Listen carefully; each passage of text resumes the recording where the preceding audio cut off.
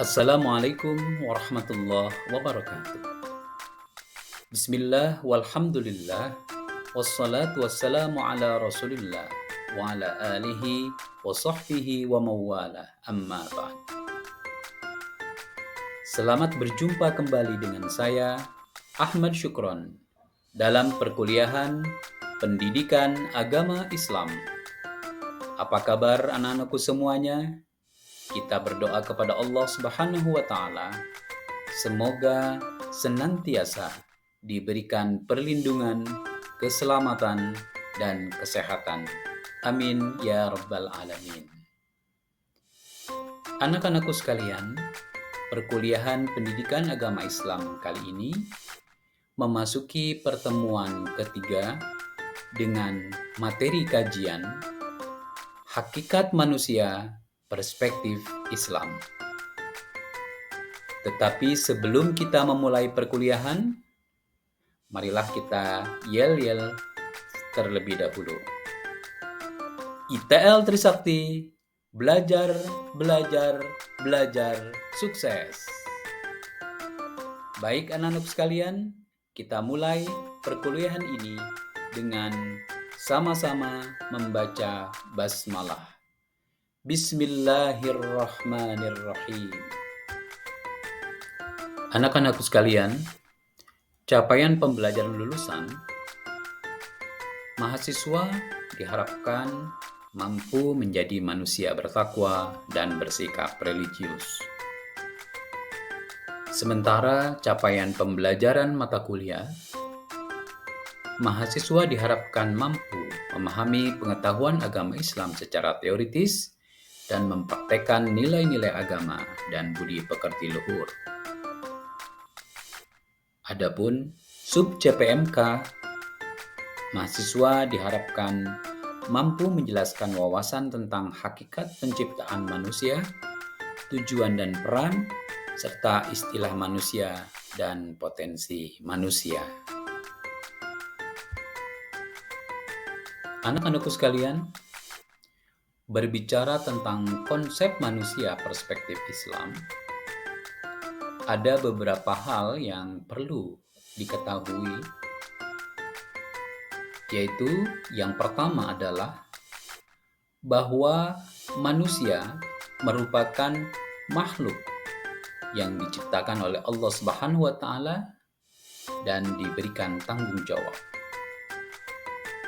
Konsep manusia menurut Islam ini adalah bahwa manusia merupakan makhluk yang paling mulia di antara semua ciptaan Allah.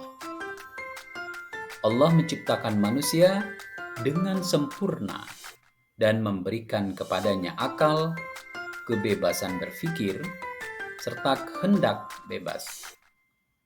Manusia juga diberi tanggung jawab sebagai khalifah di bumi, yang berarti mereka memiliki tanggung jawab untuk menjaga dan mengelola alam semesta ini sesuai dengan kehendak Allah Subhanahu wa taala. Yang kedua, manusia adalah makhluk yang memiliki dua dimensi. Dalam Islam, manusia memiliki dua dimensi utama, yaitu dimensi jasmani atau fisik dan dimensi rohani atau mental. Jasmani mengacu pada tubuh fisik manusia, sementara rohani mengacu pada aspek-aspek kejiwaan dan spiritualitas. Manusia diberikan fitrah atau kodrat asli yang baik yang harus dijaga dan diperbaiki melalui berbagai perbuatan yang baik dan ibadah kepada Allah. Yang ketiga adalah bahwa manusia merupakan makhluk sosial. Selain kedua hal yang telah disebutkan di atas, manusia dalam Islam juga dianggap sebagai makhluk sosial yang harus hidup berdampingan dengan sesama manusia dalam kasih sayang, toleransi, dan keadilan. Islam menekankan pentingnya hubungan yang baik dengan sesama manusia, termasuk keluarga, tetangga, dan masyarakat secara umum. Selanjutnya adalah tujuan dan peran manusia. Allah Subhanahu wa Ta'ala menciptakan manusia dengan tujuan dan peran. Tujuan hidup akhir manusia adalah untuk mencapai kebahagiaan hidup di dunia dan akhirat dalam naungan ridha Allah Subhanahu wa Ta'ala. Adapun peran dan fungsi manusia yang telah diciptakan oleh Allah Subhanahu wa Ta'ala adalah manusia menjadi seorang hamba untuk beribadah kepadanya. Manusia dianggap sebagai hamba Allah Subhanahu wa Ta'ala yang harus tunduk dan patuh kepadanya. Kehidupan manusia harus didasarkan pada ibadah kepada Allah yang mencakup segala aspek kehidupan seperti sholat, puasa, zakat, dan haji. Hal ini termaktub di dalam Quran surat Az-Zariyat ayat 56. A'udzu billahi minasyaitonir rajim. Wa ma khalaqtul jinna wal insa illa liya'budun. Allah tidak menciptakan jin dan manusia kecuali untuk beribadah kepadanya. Yang kedua adalah Allah menciptakan manusia untuk menjadi pengelola bumi atau khalifah. Dalam Islam, konsep manusia sebagai khalifah di muka bumi adalah pemahaman bahwa Allah Subhanahu wa Ta'ala telah menjadikan manusia sebagai wakil atau penguasanya di bumi ini. Manusia diberikan tanggung jawab untuk mengelola dan menjaga alam semesta sesuai dengan kehendak Allah Subhanahu wa Ta'ala. Manusia memiliki beberapa tanggung jawab: mengelola sumber daya alam, menjaga keseimbangan ekosistem, menjaga keadilan sosial, dan mengembangkan potensi. Berikutnya adalah tujuan dan peran manusia Allah diciptakan adalah sebagai penyebar kebaikan dan pencegah kemungkaran. Dalam Islam, manusia diberikan peran penting sebagai penyebar kebaikan dan pencegah kemungkaran. Konsep ini dikenal dalam ajaran agama Islam sebagai amar ma'ruf nahi mungkar, yang artinya memerintahkan yang baik dan mencegah yang buruk.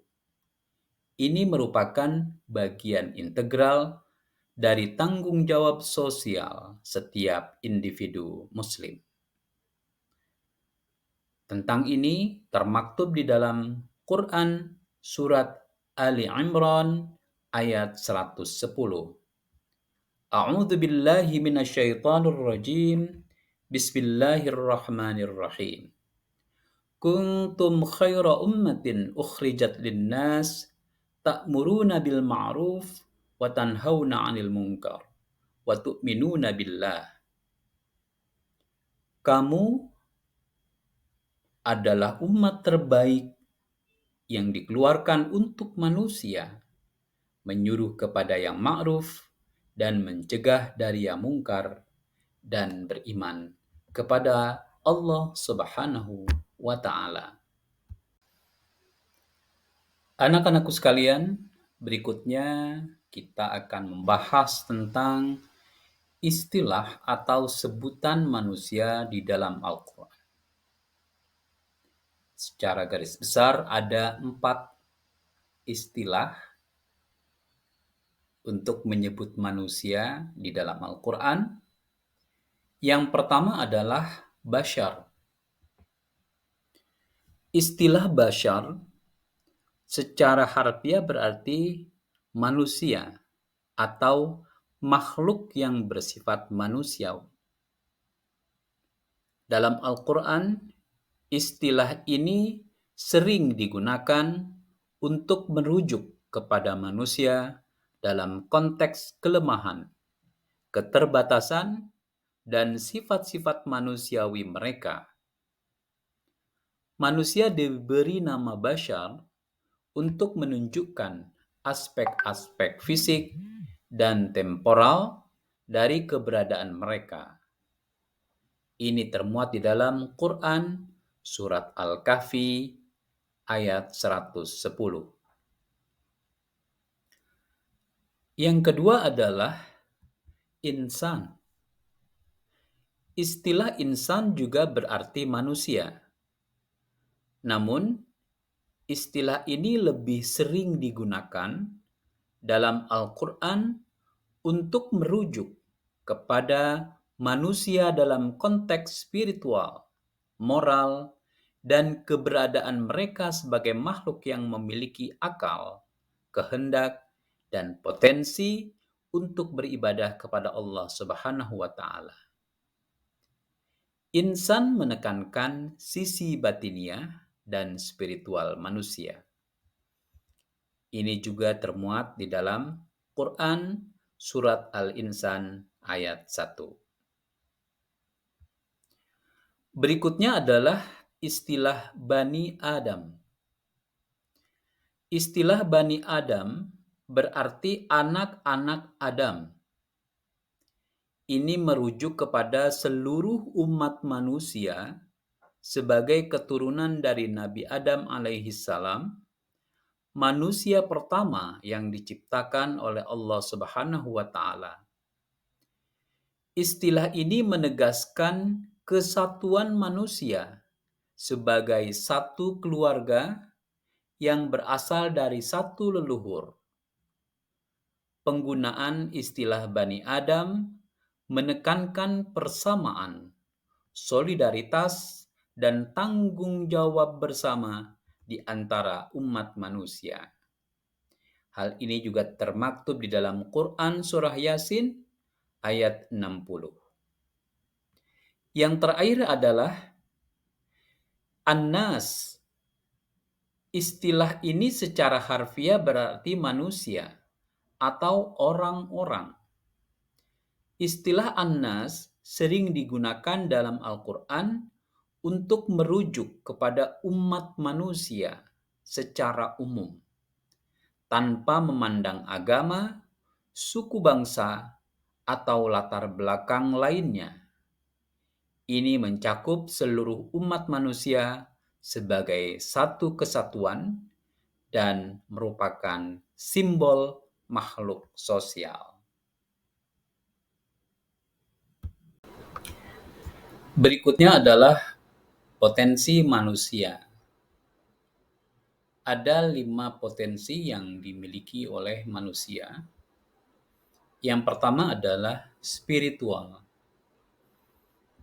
Manusia memiliki dimensi spiritual yang memungkinkan mereka untuk mencari makna dan tujuan dalam hidup, serta untuk mengembangkan hubungan yang dalam dengan sesuatu yang lebih besar dari diri mereka sendiri, seperti Tuhan atau kekuatan spiritual lainnya. Potensi spiritual manusia memungkinkan mereka untuk tumbuh dalam kebijaksanaan, kasih sayang, dan pemahaman yang mendalam tentang hakikat kehidupan. Yang kedua adalah potensi intelektual. Manusia diberi akal atau kecerdasan yang memungkinkan mereka untuk berpikir, memahami, dan merenungkan berbagai konsep dan ide. Potensi intelektual manusia memungkinkan mereka untuk memecahkan masalah, mengeksplorasi ilmu, pengetahuan, dan mencapai kemajuan dalam berbagai bidang. Yang ketiga adalah potensi kreativitas. Manusia memiliki kemampuan untuk berkreasi dan menghasilkan karya-karya baru dalam berbagai bidang seperti seni, sastra, musik, dan teknologi.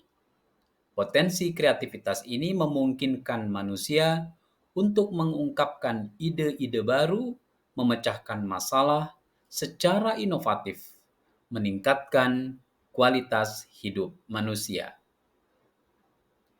Potensi yang keempat adalah potensi emosional.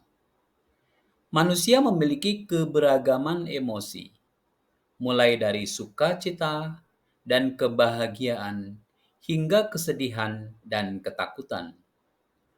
Potensi emosional manusia memungkinkan mereka untuk merasakan dan memahami berbagai perasaan serta membangun hubungan emosional yang kuat dengan orang lain. Yang terakhir adalah kemampuan sosial. Manusia adalah makhluk sosial yang memiliki kemampuan untuk berinteraksi, berkomunikasi, dan bekerja sama dengan orang lain.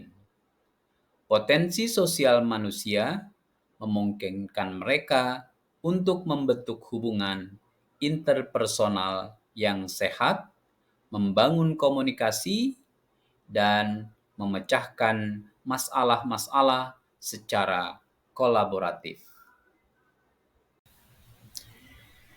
Anak-anakku semua, akhirnya kita harus segera mengakhiri perkuliahan ini dan kita bertemu di materi berikutnya. Insya Allah kita senantiasa dalam kondisi sehat selalu. Amin ya rabbal alamin. Sebelum kita akhiri, kita yel-yel terlebih dahulu. ITL Trisakti, belajar, belajar, belajar, sukses. Akhirnya, marilah kita tutup perkuliahan pendidikan agama Islam ini dengan sama-sama membaca hamdalah. Alhamdulillahi Rabbil Alamin. Bapak ucapkan terima kasih atas segala perhatian. Mohon maaf bila ada kehilapan dan kekurangan. Wallahul muwaffiq ila aqwamit thoriq. Wassalamualaikum warahmatullahi wabarakatuh.